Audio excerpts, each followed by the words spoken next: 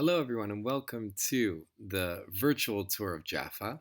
My name is Josh Hartuv. I'm a tour guide here in Israel. I'd love to show you around a little bit about what I've built here as a virtual tour for Jaffa, mostly because, not just because I love Jaffa and I live in Tel Aviv and I think it's the most incredible city in the world, but because I want to show you a little bit about the educational tools that a virtual tour can give. And what I feel like I could give to you, your students, to your family. And I'll give you a little short preview, a little bit about what this is all about, and what are some of the things that it shows. So first of all, with the technology here, which I'm going to show you all the different sites that we're going to see, it gives you the chance to really get into Jaffa and really to understand what the importance of this city is all about. And when I first start the tour, this is to kind of help introduce all the themes of the tour. I show this map, which obviously is not a geographically accurate map, but I'll ask the students kind of what they see in this map. And they'll see Jerusalem in the center of this like funny little, leafy thing that's over here, and ask them about what is beneficial about looking at this map as opposed to a regular geographic map, where it shows that Jerusalem or Jaffa or Israel in general is the only land bridge between these three continents. And what are the ramifications of that? So on the one hand, it's a place where there's a lot of conflict, where you have three different, bodies, three different continents that are all meeting together in one place. This is a place where there's going to be a lot of fighting and a lot of conflict. And that's really theme number one of the tour of Jaffa, is kind of understanding the history of conflict in the land of Israel, not just, the recent conflict, but also, the grand scheme over thousands of years of different waves of conquerors and empires coming through Jaffa. And the other theme is really about a land bridge being a place where people can come together, where conflict might be the headline and the thing that catches everyone's attention, but that the real story of Jaffa is a place where it's a crossroads, where there's dialogue, where there's interaction between different people. And so that's really what's beneficial about about the tour of Jaffa, is that it helps to understand the whole country of Israel in a way, in a much simpler, shorter version than going on a virtual tour of the old city of Jerusalem, where it shows, it doesn't hide away from the conflict, but it also glorifies different areas of peace and prosperity. So it's a really fun tour that you can do and focus on any number of different themes throughout the tour, where I use all these pictures that I showed you before, and showing you a little bit more, like this ancient picture of Jaffa where you see Jerusalem Gate, kind of understanding what gates of ancient cities are all about. The advantage of doing a virtual tour is that you go into places where you're not able to normally go into, like going inside the Mahmoudiyya Mosque, the third largest mosque in all of Israel. We actually get to explore what it is to be inside of a mosque, and especially in Jaffa, where it's really special. Looking at the beautiful architecture, understanding about what are the things that you can see while we're over here. And a little bit about kind of my own style of how to guide. I'll just kind of preview that a little bit over here, where I use these rocks. You can see where all these little circles are, where each of them, as you already saw, pulls up different pictures. But I use these rocks over here that are known as Andromeda's rocks to help explain where the origins of the name Jaffa comes from, where I start with the story of Andromeda and Cassiopeia, where Cassiopeia is the ancient goddess of Greece, who is the patron goddess of Jaffa, where she and her daughter Andromeda serve as the patron goddesses here of Jaffa.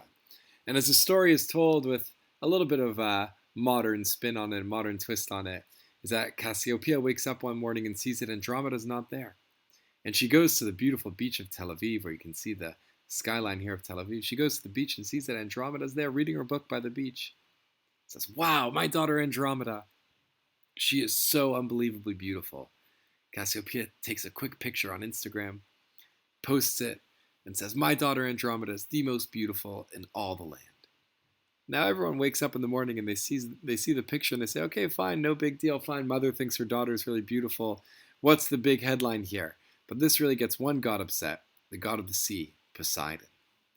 And according to the myth, Poseidon gets so upset that he creates these huge floods the tidal waves that flood the city of Jaffa, unleashes a monster named Nereus to eat the fishermen and the swimmers in Jaffa. And this goes on for weeks and weeks. And the Cassiopeia and Andromeda say, enough, enough is enough. We're the patron goddesses here. We got to stop this reign of terror that we kind of brought it upon ourselves by getting Poseidon so upset. So they go to Zeus and they have a negotiation. And eventually they decide that Andromeda, in order to solve the situation, Andromeda has to go out to the rocks off the coast of Jaffa, chain herself to the rocks, and wait for Nereus, the sea monster, to eat her alive. It's a tall order. The message gets back to Andromeda and Cassiopeia, and their hearts break. And they don't know what to do. So Andromeda goes out to the sea. She swims out there and awaits for Nereus to eat her alive. Now, from this moment in the story, there's two different versions. There's the one that I made up, and there's the one that's the original Greek mythological tale. And the one that I made up, it's a little bit more fun and feminist, where Andromeda breaks free from her shackles, kills the monster Nereus, or knocks out the monster Nereus, threatens Poseidon, saying, like, leave the people of Jaffa alone, like, leave Brittany alone. And then Poseidon runs away scared, and Andromeda and Cassiopeia rule over the city of Jaffa in peace. The original Greek mythological tale is where Perseus, in the center over here, flies in on his horse after hearing about the gorgeous damsel in distress, Andromeda, frees her from the shackles, slays the monster, and they live in peace and harmony in Jaffa, where you don't really hear from Andromeda ever again, but that's besides the point. Anyways, I tell this story because it actually doesn't just tell a great Greek mythological tale that goes back millennia, but it also might leave a hint to where the name Jaffa comes from. That Jaffo means beautiful, Jaffa, which is a story about beauty, but it also might come from the name Cassiopeia, from the Iopia of the Cassiopeia name, that maybe Jaffo comes from that. But that's just a little preview of how I like to tell stories in here, and that the whole tour is filled with any number of different stories, also looking at different architectural features in Jaffa and kind of the history, looking at old pictures of Jaffa that way, using ancient drawings and ancient pictures, like this oldest image of Jaffa from 1726, and other ancient pictures, again from the 1800s, and as well to help understand about what the port of Jaffa is, the significance of Jaffa, where even though Jerusalem, again, is the really famous city, where Jaffa has had this amazing influence on the world, and especially through the great startup of the Jaffa Oranges, so understanding about technologies, where this is a story about Christians, Muslims, and Jews working together to change the world of agriculture, which is also a really fun story. Again, going back to ancient times, where you can look at ancient Egypt, where Ramses II left his mark over here. There's another tale where Djudi, who's the general of Thutmose III in the 15th century BCE, has a story that's very similar to that of the story of Troy.